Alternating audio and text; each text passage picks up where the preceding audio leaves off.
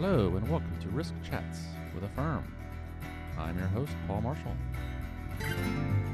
Today is the first of a series of 3. We'll be interviewing our AFERM communities of practice, communities of interest. So today is our AFERM Small Agency Community of Practice.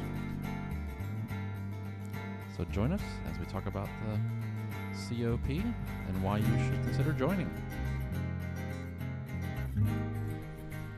Hello and welcome to the podcast.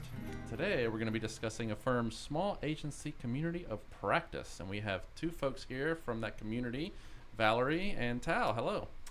Hey. So why don't you guys introduce yourselves? Let's start with Valerie. Hi, I'm Valerie Lubrano. I'm here to be excited to talk about the Small Agency Community of Practice. Currently with EY as a manager, and started this group when I was at OPIC, Overseas Private Investment Corporation, a small agency with the government.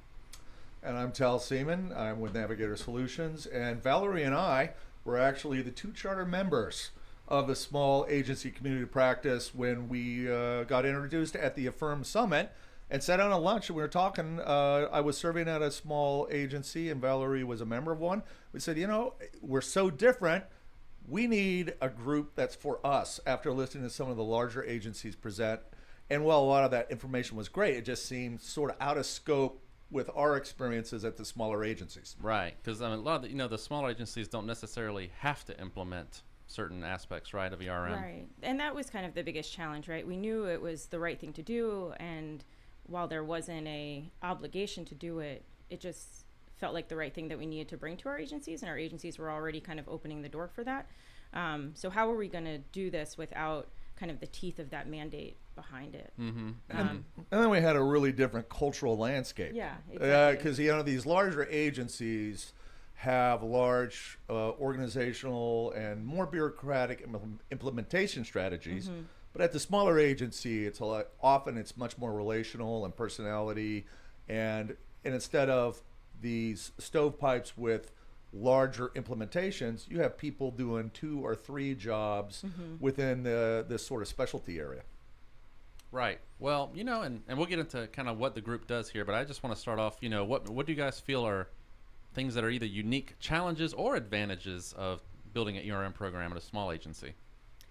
I think one of the unique challenges was that a lot of times the person either in charge or tasked with doing a lot of the implementation is perhaps gifted the role of ERM, and it wasn't something that they maybe necessarily sought out. So how are they, and we, myself in particular, kind of figuring that out, and how do you build that momentum in an agency that says, we want this, but the agency also maybe doesn't know what it is and what it currently entails, but you're in charge. So go figure it out. Right, and that's either as a voluntold sort of thing, right. Or there's some folks that are really just excited about it and want to just lead it, right? Right. So like, how do you take the reins? You're passionate about it. It's something that really interests you. You see the value and you want to do more. You really want to improve your government experience. Yeah. Okay. Well, let's get back to the COP here. So let's talk about just kind of what are some of the major activities you all do? Yeah, so we meet monthly to really help build relationships amongst the practitioner community of ERM, provide a space where they can share experiences, learn from each other, learn from guest speakers, and really just support each other through that ERM journey. So we're lucky to have about 90 members on our distribution list, representing about 30 agencies from both the legislative branch and the executive branch. That can come together, preferably in person. We do allow for some dialing. We do have folks that are consistent members from the beginning that just don't live in the DC area but are benefiting from our conversations. So our meetings have like 25 or 30 people in person on a regular basis, and when Valerie and I, we are honorary board members with AFERM, not formal, but we give reports. And one of the things AFERM was talking about is, how do we get from just this monolithic summit with other activities associated to a more ongoing event? Yeah. And one of the things that we're talking about were chapters. And Valerie and I were like, we already have a chapter. The chapter is called Small Agency Community of Practice. We meet like an AGA chapter, and we are dealing with the exact same things that chapters deal with, which are building community based on implementation, mutual support, collaboration, and it's been really neat, because a lot of times when people are in different phases of implementation, because it's still more of an implementation topic. Sure. There's so many lessons learned, and sometimes, crying towels handed out, encouragement given. It really is a community. So, right, and I'm surprised it's so large too. I didn't realize you had 30 agencies in there. Wow. And we don't take the definition of small to a T, which there's no restriction on who can and can't join. So really anybody that's interested in learning what we have to give, they're welcome. Obviously our programming and our activities are all tailored to small agency settings, but you'll see independent agencies, you'll see smaller agencies or teams in larger departments, things like that. So anybody that's kind of relating to what we're putting out there is always welcome to We're join. like a benevolent orphanage. In other words, if you're part of a big bureau and department, the department's rolling out, here's how we're doing things. And we end up with end up in the most delightful way with those practitioners who are in charge of defining and developing and implementing the program at their own level. And while we all like to take and leverage what the larger organizations are doing, sometimes we'll get to a smaller agency, there may or may not be as much benefit or applicability of what the largers are doing compared to the smallers. So, like Valerie says, we have open, loving arms. So I guess kind of going back to, what's unique about the small agencies, because, that's why you guys are all speaking. I think that's a good point. You said so a lot of the large agencies, maybe it's just out of headquarters, we're going to do this. This is the way we're going to do it. And, let's follow along. But maybe with the small agencies, is every agency kind of a little bit unique in what the way they do it? What have you guys seen? Yeah, I think everybody is unique. We're taking theory of how it works, and that theory is kind of based on larger organizations, even in the private sector. Okay. Yeah. So what we've seen in the small agencies is that they're trying to get a sense of, okay, I hear you, but what's going to work when I take this back home? So one thing that's really nice about the small agency community practice is that it's a great community to kind of workshop ideas. Hey, I'm thinking of doing this. Have you guys ever tried that? Right. And you get real-time responses from folks saying, I tried this and it worked great. I tried this and it didn't work out so well. And the community is really great in caveating that with, this is what my agency is like, and this is perhaps why it did or didn't work. Not sure if that's directly applicable to you, but you're able to kind of take those lessons. And when I was at OPIC, that was so valuable to me, to be like, thanks for blazing that trail for me for a little bit. Yeah, or trying that thing that didn't work, so I didn't have to do it. Yeah, exactly. You don't have to start and stop. All about that conservation of resources and just trying to add value as quickly as you can. Part of our community is that therapy group, sort of. No judgment here, but tell your story. And then take encouragement from it. People raise their hand and say, hi, I'm Tal. I've been doing ERM for 4 years now. And, we hand out coins and badges. Now, it is a great encouragement and collaborative resource. So are there any particular, things that you also produce, maybe like guidance or white papers or anything like that? So we're just starting to work on that right now, actually. So for kind of more general public consumption, we're trying to work on a collaborative small agency maturity model as like a guidance document that's really incorporating the insights on pacing that our community has seen. So not just what you would expect a 20-person shop to be able to produce in an agency that you can control every aspect of, but something that really resonates with what they've experienced in their own maturity journeys.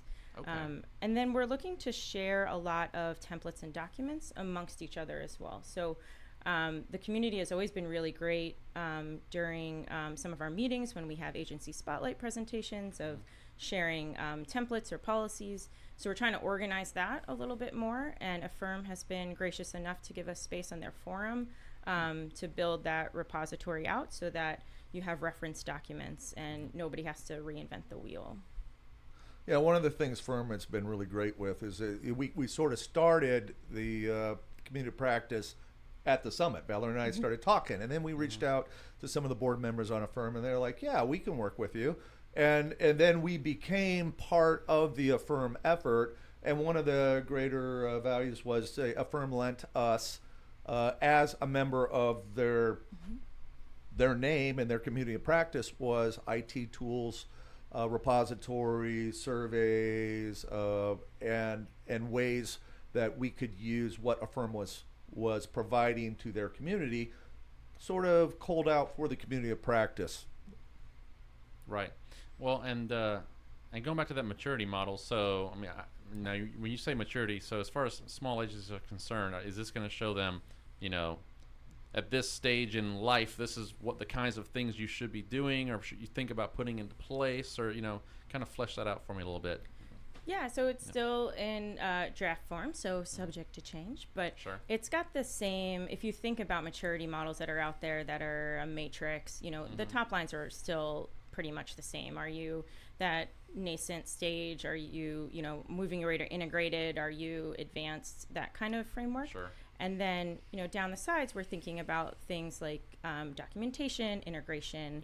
Yeah. So same concept. So the big axes are the same. It's the content in each of the boxes that's a little bit different. The emphasis is a little bit shifted, perhaps. And maybe the goal is not to get to your stage 5. It's to hunker down in your stage 3 and get that right. That might take a little bit longer than a larger agency. And one of the things that we've talked about that came up a lot was transparency, that it's even more important in the small setting to be transparent. So whether or not that is explicit in its own kind of row or just something that's continually underpinning your maturity development. Yeah, so, and something else. So you said you guys do have speakers or special topics. I mean, what are some examples, or how does that work?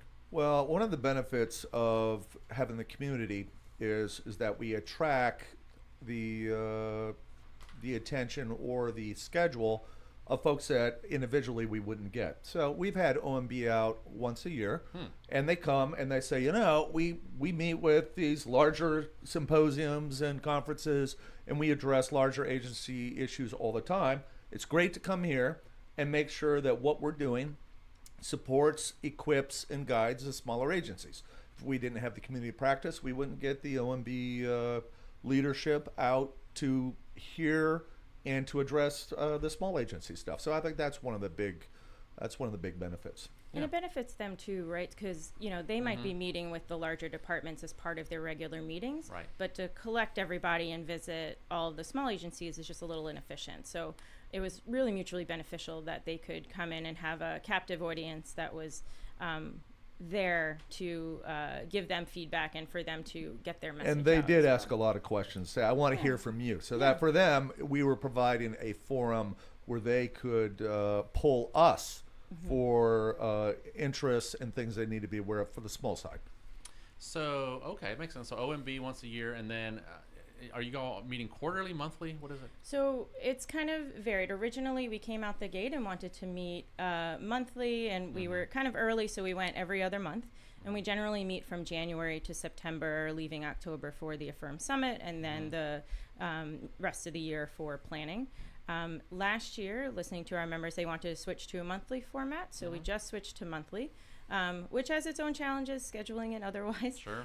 So we haven't met exactly monthly in this cycle, but we do try to meet regularly, but again, mostly just from January through September. Our meetings are about 2 hours long. We frequently have 2 or 3 major agenda items in each meeting, sometimes an external speaker, sometimes a presentation by a group within the community practice that has been developing something. Sometimes we do like tools, techniques, templates that different folks have been using. We've also brought in vendors. Sooner or later as the programs develop, some IT application support is always appropriate. So we'll bring in some of that, and we have internal surveys. There's quite a lot of variety of activities that we do. Because one of the things is, like, I try and plan the group's activities based on the group's needs, right? Like, I'm not here to like tell them what they need. Right. We really are in a constant conversation with our group members to understand what their interests are, and then create that environment and bring in that content that can support those interests. So if it's just listening to a vendor kind of demonstrate their products or OMB, things like that.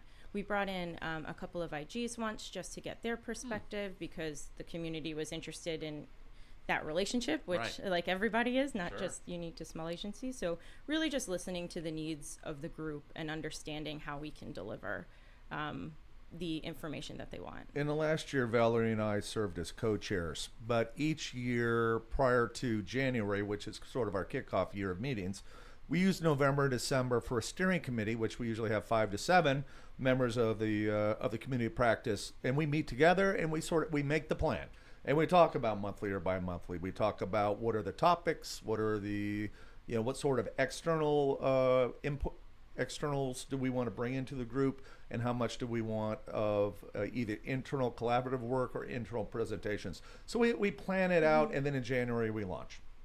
Well, you mentioned you do gather some tools, techniques, guidance and things, and you do post those on the website, or where? So we've been anything that we've been able to post, we've put in the AFERM resource library in the past. So there are some documents that, because this is a federal organization, that they would prefer they keep internal to themselves. So that's only shared amongst group members. That's few and far between, I would say. Anything that was really open to be shared, the community as a whole is really willing to learn from each other. So we've tried to put anything that we've had on that resource library, and then going forward, we'll put everything in the forum. Okay. And now you say forum. Explain that again a little bit more. Is that just a separate site, or? I think it's so it's also still in development, at least for our small agency group. Got it. We demoed it at the start of the meeting to say, like, this is a tool that's available for us to use to be more collaborative with each other and really keep that conversation going between the meetings. So we're trying to figure out how best to use it, I think, going forward still. So I just had one more question for you guys. What's the future steps for this program or for this community? I mean, what are you guys hoping to do maybe the next year or so? Yeah, I think for the next year, we're looking to close out strong with our current year of programming and provide all the benefits we can. And then hopefully in the future, our membership is really moving from that risk identification, list your risks phase into mitigation monitoring. So how can we support them in that? How can we make templates more available to facilitate that process, understand how other agencies have gone about doing that, and bring some lessons to them to deploy readily within their organizations. And in addition to what Valerie just said, I mean, what drives ERM right now, it's still sort of developmental. In other words, OMB is bringing out, now integrate into internal controls. Now make sure that this is tied to strategic management and impacts resource decisions.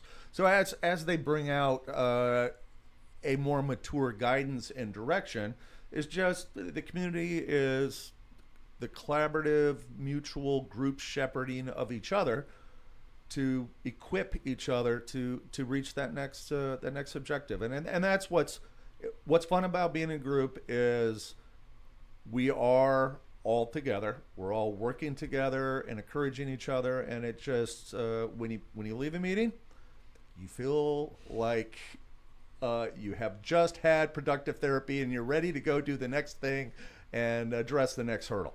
It's a great community of practice. Yeah, and I'm sure this has built a community outside too. I mean, folks just call each other up with questions or emails regularly. Absolutely. So. Well, great. Well, this was very interesting. Thanks, you guys, for being here. And if you're a small agency out there, you're not on the COP, you need to sign up, right? Yep, affirm.sacop@gmail.com. There you go. Perfect. Well, thanks, Tal and Valerie, for being here. Thanks a lot, Paul. All right, bye-bye. That's our show. We'll be having a couple more of these podcasts, one with our cybersecurity community of interest and one with our data analytics community of practice. And of course, as always, you can find all our podcasts on affirm.org. Check it out. Give us some feedback. Until next time, this is your host, Paul Marshall, signing off for Risk Chats with AFERM.